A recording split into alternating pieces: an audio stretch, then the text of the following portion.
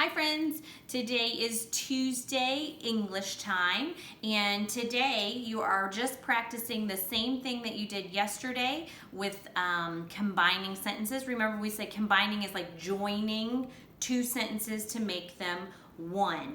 Yesterday you joined two sentences that had the same predicate or the same action, like jumped up and down. They both said jumped up and down, and you combined the subject. So John jumped up and down, Reagan jumped up and down. So we're going to say John and Reagan jumped up and down. So we just take two sentences, put them together, and make one.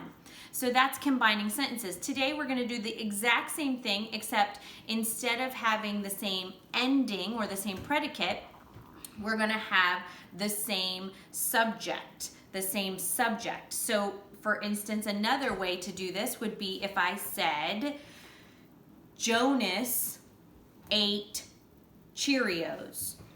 Jonas ate muffins.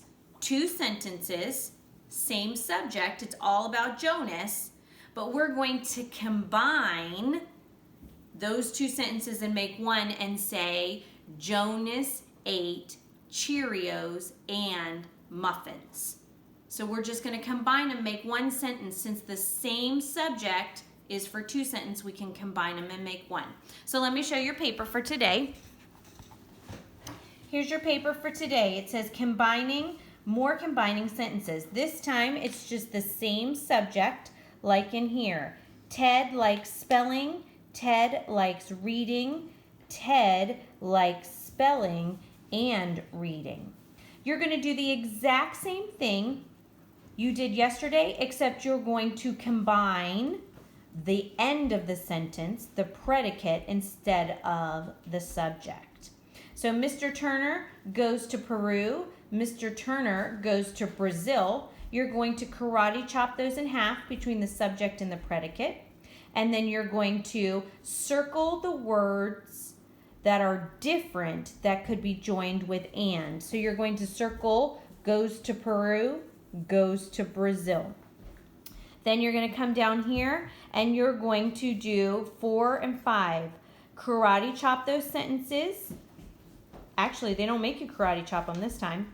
It says circle the words that are different that can be joined together. So you're going to circle helped Mr. Turner, helped their church, and you're going to use the words and combine and make one sentence.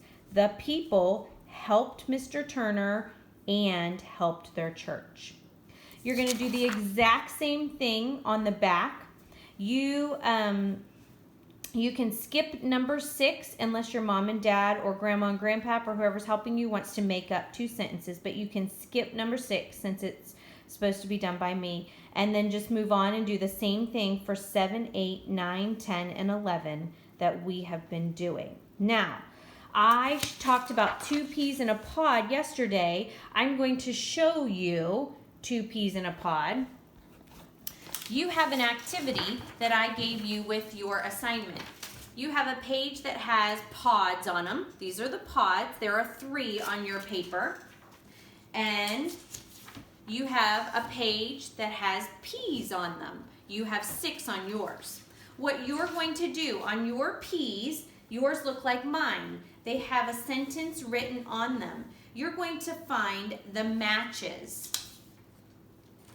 And then you're going to take one of these pods and you're going to write a new sentence on the pod. So here's what I did. I found 2 peas. I'm going to zoom in there, Jonas. Can you see them? Mm-hmm. There are 2 peas I found that matched. Ron jumped on the trampoline. Kate jumped on the trampoline. They have the same predicate. So I'm going to combine them, and that's what you're going to do. You're going to cut them out, and you're going to find the 2 peas that match and write a new sentence on the pod.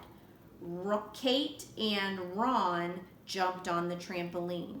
So I already wrote the sentences on the peas for you. You find the 2 that match, cut them out, cut out a pod, write a new sentence on the pod, and then you're going to glue it just like I did.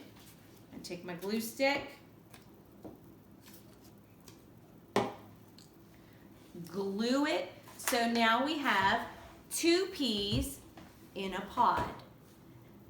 2 separate sentences combined to make one sentence, and then we glue it on a piece of paper. So that's what you're going to do. Those papers are in your packet that you were given. If you want to check how to do it again, then you can rewind the video and start again. Thanks, friends. I'll see you later.